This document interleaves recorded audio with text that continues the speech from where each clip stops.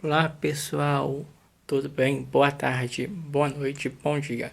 Eu sou o Carlos Castro, isso sou do YouTube, do canal Tarde Leve no YouTube. Isso basta você escrever na pesquisa Tarde Leve e vai aparecer mais de 305 vídeos para você, porque todos os dias tem um conteúdo novo para você. Isso, então se inscreva, dá o seu like, dá o seu joinha, deixe seu comentário e deixe o seu like. E vamos compartilhando com várias pessoas que tem Tarde Leve comigo, Carlos Castro. Isso mesmo. Eu quero perguntar para vocês o que vocês estão achando dos conteúdos. Isso, e vai ter conteúdos, vídeos novos mais ainda para você.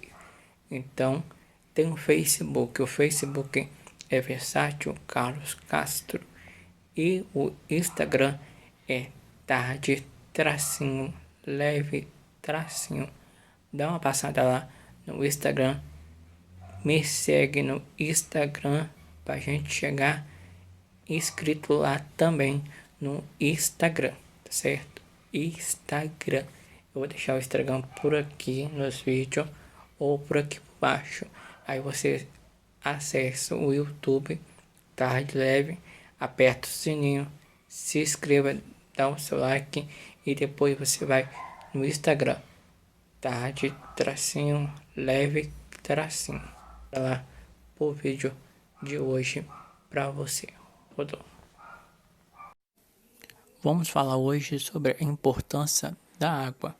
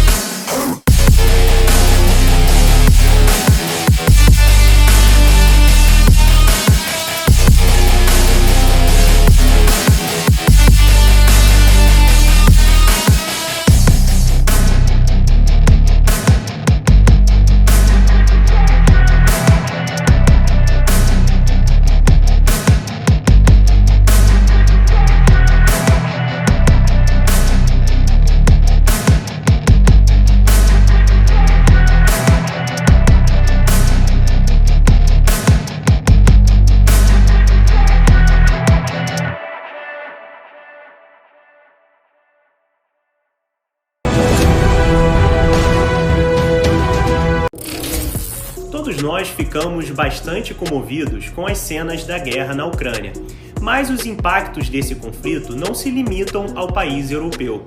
Uma onda de preconceito contra a Rússia tem se desencadeado pelo mundo e até aqui no Brasil. Hoje o assunto é a russofobia. Esse termo pode parecer novo, mas ele vem desde pelo menos o período da Guerra Fria.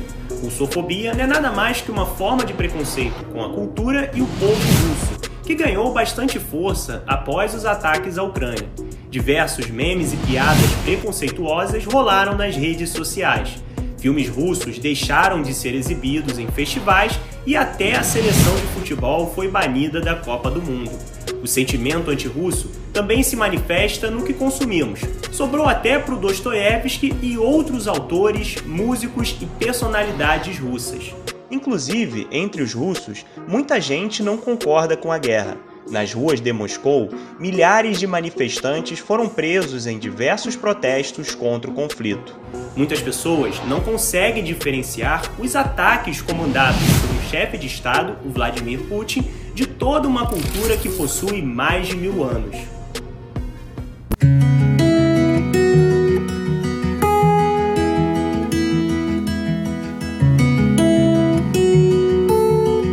A colonoscopia é um exame para detecção de doenças do intestino grosso.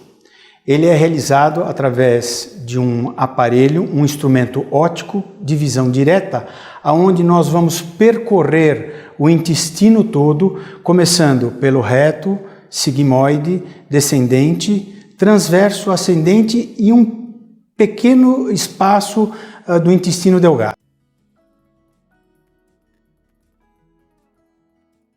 As indicações para exame de colonoscopia são as mais variadas. Nós podemos realizar esses exames dependendo dos sintomas em que o paciente apresenta. Na colonoscopia, especificamente, são aqueles pacientes que têm um desconforto abdominal bastante importante, tem dor em algum local do abdômen, é um paciente que às vezes refere que teve um sangramento às evacuações, é aquele paciente que algumas vezes tem uma perda de peso bastante importante e nós temos que realizar esses exames para a detecção de doenças mais graves do intestino grosso.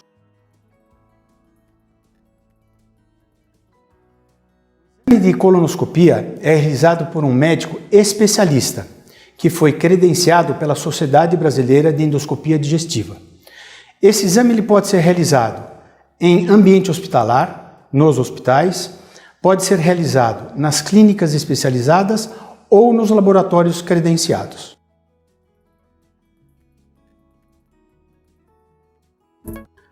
Normalmente, o médico especialista desta área, ele é ou um médico cirurgião ou um médico clínico gastroenterologista.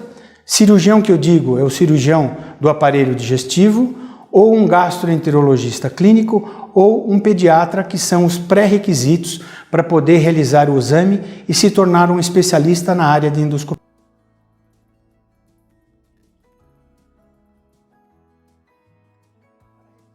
De colonoscopia é necessário um preparo bastante importante. É um preparo que leva 2 dias. Na véspera do exame, normalmente o paciente vai fazer uma dieta somente de carboidratos, isenta de proteínas. O paciente vai almoçar e jantar carboidratos, arroz, batata cozida, um macarrãozinho na manteiga ou no alho e óleo.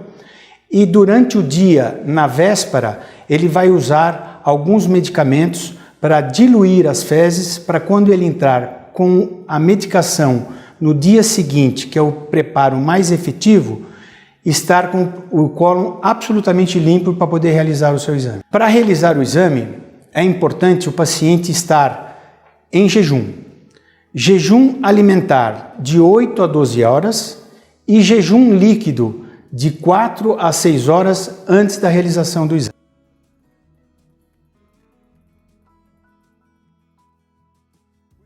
A colonoscopia é um exame absolutamente indolor. O paciente, para poder realizar o exame, ele vai ser submetido a uma sedação, ou seja, ele vai estar absolutamente tranquilo e dormindo durante todo o exame.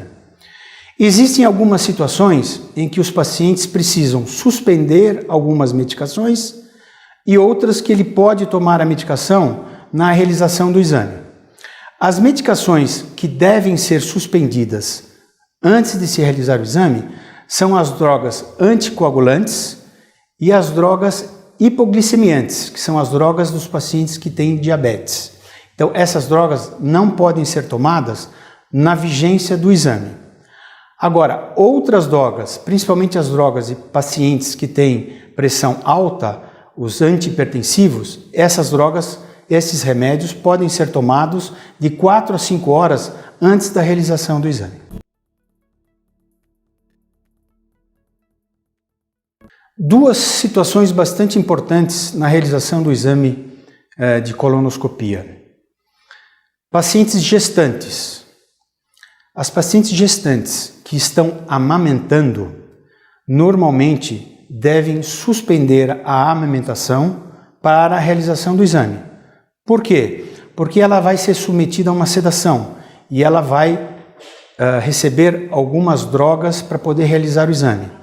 Então, normalmente, essas pacientes precisam suspender a amamentação porque estas drogas vão para a mama e, claro, vão para o leite do bebê que vai ser amamentado. Então, essas pacientes precisam suspender a amamentação por 24 horas para poder depois fazer a amamentação dos seus filhos.